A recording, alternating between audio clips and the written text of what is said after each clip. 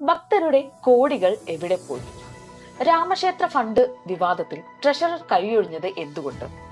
RSS ആശങ്കപ്പെടുന്നത് എന്തിന്? അയോധ്യയിലെ രാമക്ഷേത്രം രാജ്യത്തെ കോടിക്കണക്കിന് ഹിന്ദുക്കളുടെ വിശ്വാസത്തിന്റെ പ്രതീകമാണ്. ദീർഘകാല നിയമ പോരാട്ടങ്ങൾക്കും രാഷ്ട്രീയ പ്രക്ഷോഭങ്ങൾക്കും ശേഷം യഥാർത്ഥമായ ഈ ക്ഷേത്രം സംഘപരിവാർ പ്രസ്ഥാനത്തിന്റെ ഏറ്റവും വലിയ വിജയ ചിഹ്നമായാണ് പലരും കാണുന്നത്. എന്നാൽ ഇന്ന് അതേ രാമക്ഷേത്രം ഒരു ഗുരുതര സാമ്പത്തിക വിവാദത്തിന്റെ കേന്ദ്ര ബിന്ദുവായി മാറിയിരിക്കുകയാണ്. ഭക്തർ സമർപ്പിച്ച സംഭാവനകൾ ക്രമക്കേടും തട്ടിപ്പും നടന്നുവെന്ന ആരോപണങ്ങൾ ഉയരുമ്പോൾ ഏറ്റവും പ്രധാനപ്പെട്ട ചോദ്യം ഇതാണ്: ഭക്തരുടെ കോടികൾ എവിടെ പോയി? ഈ ചോദ്യത്തിന് ഇപ്പോഴും വ്യക്തമായ ഉത്തരമില്ല. എന്നാൽ വിവാദം കൂടുതൽ സങ്കീർണമാകുന്നത് ട്രസ്റ്റിന്റെ ട്രഷററായ സ്വാമി ഗോവിന്ദ് ദേവ് ഗിരിയുടെ പ്രതികരണമാണ്. സാമ്പത്തിക കാര്യങ്ങളുടെ ചുമതലയുള്ള പ്രധാന വ്യക്തികളിൽ ഒരാളായ അദ്ദേഹം വിവാദവുമായി ബന്ധപ്പെട്ട ഉത്തരവാദിത്തങ്ങളിൽ നിന്ന് സ്വയം അകന്നു നിൽക്കുന്ന നിലപാടാണ് സ്വീകരിച്ചിരിക്കുന്നത്. 2 പേജുകളുള്ള വിശദീകരണ കുറിപ്പിലൂടെ സംഭാവനകൾ സ്വീകരിക്കൽ, ബാങ്ക് അക്കൗണ്ടുകൾ നിയന്ത്രിക്കൽ, പണമിടപാടുകൾ അനുമതി നൽകൽ തുടങ്ങിയ കാര്യങ്ങൾ തന്റെ ചുമതലയല്ലെന്നാണ് ഇപ്പോൾ വ്യക്തമാക്കിയിരിക്കുന്നത്. അപ്പോൾ ഒരു സ്വാഭാവിക ചോദ്യം ഉയരുന്നു: ട്രഷറർക്ക് ഈ കാര്യങ്ങളിൽ ഉത്തരവാദിത്തമില്ലെങ്കിൽ പിന്നെ ഉത്തരവാദിത്തം ആരുടേതാണ്? ഗോവിന്ദ് ഗിരിയുടെ വിശദീകരണമനുസരിച്ച് തന്റെ ചുമതല ഓഡിറ്റ് ചെയ്ത കണക്കുകളും സാമ്പത്തിക രേഖകളും സൂക്ഷിക്കുന്നതിൽ മാത്രം പരിമിതപ്പെടുന്നതാണ്. എല്ലാ ഇടപാടുകളും ബാങ്കിംഗ് സംവിധാനത്തിലൂടെയാണ് നടക്കുന്നതെന്നും പണമായി ഇടപാടുകൾ നടത്തുന്നില്ലെന്നും അദ്ദേഹം അവകാശപ്പെടുന്നു. എന്നാൽ ഭക്തർക്ക് മുന്നിൽ ഉയരുന്ന സംശയം മറ്റൊന്നാണ്: എല്ലാം കൃത്യമായ സംവിധാനങ്ങളിലൂടെയാണ് നടന്നതെങ്കിൽ ക്രമക്കേടിന്റെ ആരോപണങ്ങൾ എങ്ങനെ ഉയർന്നു? ഇതിനിടയിൽ മറ്റൊരു നിർണായക ചോദ്യം കൂടി ഉയരുന്നുണ്ട്: ഭണ്ഡാരപ്പെട്ടികളിൽ നിക്ഷേപിക്കുന്ന പണവും സ്വർണവും വെള്ളിയും ഉൾപ്പെടെയുള്ള വിലപിടിപ്പുള്ള വസ്തുക്കളുടെ കൃത്രിമമായി രേഖപ്പെടുത്തിയിട്ടുണ്ടോ?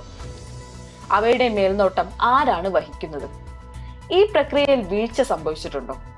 ട്രഷററുടെ വാദമനുസരിച്ച് ഭണ്ഡാരപ്പെട്ടികൾ തുറക്കുന്നതും സംഭാവനകൾ എണ്ണുന്നതും സ്റ്റേറ്റ് ബാങ്ക് ഓഫ് ഇന്ത്യയോട് ചേർന്ന് തയ്യാറാക്കിയ ഒരു സ്റ്റാൻഡേർഡ് ഓപ്പറേറ്റിംഗ് പ്രൊസീജിയർ പ്രകാരമാണ്. എന്നാൽ ആരോപണങ്ങൾ നിലനിൽക്കുമ്പോൾ ഈ സംവിധാനങ്ങളുടെ കാര്യക്ഷമത തന്നെയാണ് ഇപ്പോൾ ചോദ്യം ചെയ്യപ്പെടുന്നത്. വിവാദം ട്രസ്റ്റിനുള്ളിൽ മാത്രം ഒതുങ്ങുന്നതല്ല, ഇത് RSSനെയും സംഘപരിവാറിനെയും പ്രതിരോധത്തിലാക്കിയിരിക്കുകയാണ്. എന്തുകൊണ്ട് RSS ഇത്രയധികം ആശങ്കപ്പെടുന്നു? അതിന് കാരണം രാമക്ഷേത്രം ഒരു ആരാധനാലയം മാത്രമല്ല എന്നതാണ്. പതിറ്റാണ്ടുകളായി സംഘപരിവാറിന്റെ ആശയപരമായ പ്രസ്ഥാനത്തിന്റെ ഏറ്റവും വലിയ പ്രതീകമായിരുന്നു രാമക്ഷേത്രം. അതുകൊണ്ട് തന്നെ ക്ഷേത്രവുമായി ബന്ധപ്പെട്ട ഏതൊരു വിവാദവും സംഘടനയുടെ വിശ്വാസത്തെയും പ്രതിച്ഛായത്തെയും നേരിട്ട് ബാധിക്കുന്നുണ്ട്. ജൂലൈ 10 മുതൽ കർണാടകയിലെ ബെലഗാവിയിൽ നടക്കുന്ന RSSന്റെ വാർഷിക യോഗത്തിൽ ഈ വിഷയം പ്രധാന ചർച്ചയാകുമെന്നാണ് റിപ്പോർട്ടുകൾ. ആദ്യം ദേശീയ വിഷയങ്ങൾ ചർച്ച ചെയ്യാനായിരുന്നു തീരുമാനം. എന്നാൽ ഇപ്പോൾ രാമക്ഷേത്രത്തിന്റെ വിവാദമാണ് എല്ലാ അജണ്ടകളെയും മറികടന്ന് മുൻനിരയിലേക്ക് എത്തിയിരിക്കുന്നത്. സംഘടനയിലെ ചില നേതാക്കൾ പറയുന്നത് UPA സർക്കാരിന്റെ കാലത്ത് ഉയർന്നു വന്ന ഹിന്ദുത്വ ഭീകരത ആരോപണങ്ങളെക്കാൾ ഇപ്പോഴത്തെ വിവാദം കൂടുതൽ അപകടകരമാണ് എന്നാണ്. എന്തുകൊണ്ട്? അന്നത്തെ ആരോപണങ്ങളെ രാഷ്ട്രീയ പ്രചാരണമായി പലരും കണ്ടിരുന്നു. എന്നാൽ ഇപ്പോഴത്തെ ആരോപണങ്ങൾ നേരിട്ട് ഭക്തരുടെ വിശ്വാസമായി ബന്ധപ്പെട്ടതാണ്. ഭക്തർ സമർപ്പിച്ച സംഭാവനകളെ കുറിച്ചുള്ള സംശയങ്ങൾ ജനങ്ങളിൽ ഉണ്ടാകുമ്പോൾ അതിന്റെ ആഘാതം വളരെ വലുതായിരിക്കും. വിശ്വാസത്തിന്റെ മേൽ നിലകൊള്ളുന്ന ഒരു സ്ഥാപനത്തിന്റെ സാമ്പത്തിക സുതാര്യതയെ കുറിച്ചുള്ള ചോദ്യങ്ങൾ തന്നെ ഒരു വലിയ പ്രതിസന്ധിയാണ്. ഇതിനിടയിൽ RSS ആദ്യമായി ഔദ്യോഗികമായി പ്രതികരിക്കുകയും ചെയ്തിട്ടുണ്ട്. അതേസമയം മറ്റൊരു ചോദ്യം കൂടി ഉയരുന്നു: ട്രസ്റ്റിന്റെ ജനറൽ സെക്രട്ടറിയും വിശ്വ ഹിന്ദു പരിഷത്ത് നേതാവുമായ ചമ്പത് റായിയുടെ പങ്ക് എന്താണ്? വിവാദം കൈകാര്യം ചെയ്ത രീതിയെക്കുറിച്ച് സംഘപരിവാറിനുള്ളിൽ തന്നെ അഭിപ്രായ ഭിന്നതകൾ ഉണ്ടായി റിപ്പോർട്ടുകളുണ്ട്. ചിലർ കൂടുതൽ സുതാര്യത വേണമെന്ന് ആവശ്യപ്പെടുമ്പോൾ മറ്റു ചിലർ അന്വേഷണം പൂർത്തിയാകുന്നതുവരെ കാത്തിരിക്കാമെന്നാണ് പറയുന്നത്. ഇപ്പോൾ അന്വേഷണം നടത്താൻ പ്രത്യേക അന്വേഷണ സംഘത്തെ നിയോഗിച്ചിരിക്കുകയാണ്. എന്നാൽ അന്വേഷണത്തിന്റെ അന്തിമ ഫലം എന്തായിരിക്കും? യഥാർത്ഥത്തിൽ ക്രമക്കേട് നടന്നിട്ടുണ്ടോ, അല്ലെങ്കിൽ ഇതിനെ ഭരണപരമായ വീഴ്ചകളുടെ ഫലമാണോ? ഈ ചോദ്യങ്ങൾക്കുള്ള ഉത്തരമെല്ലാം രാജ്യം കാത്തിരിക്കുകയാണ്. ഇതിനിടയിൽ വിദഗ്ധർ മുന്നോട്ട് വയ്ക്കുന്ന നിർദ്ദേശങ്ങളും ശ്രദ്ധേയമാണ്.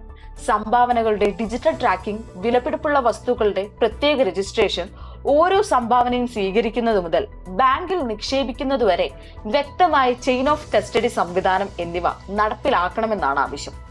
ഇത്തരത്തിലുള്ള നടപടികൾ ഭക്തരുടെ വിശ്വാസം വീണ്ടെടുക്കാൻ സഹായിക്കുമെന്നാണ് വിലയിരുത്തൽ. അവസാനം ഈ വിവാദം ഒരു സാമ്പത്തിക അന്വേഷണത്തിന്റെ പരിധിയിൽ മാത്രം ഒതുങ്ങുന്നതല്ല.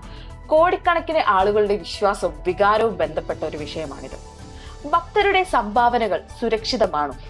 ട്രസ്റ്റിന്റെ സംവിധാനങ്ങൾ സുതാര്യമാണോ? ആരോപണങ്ങൾക്ക് പിന്നാലെ ഉള്ള യാഥാർത്ഥ്യം എന്താണ്?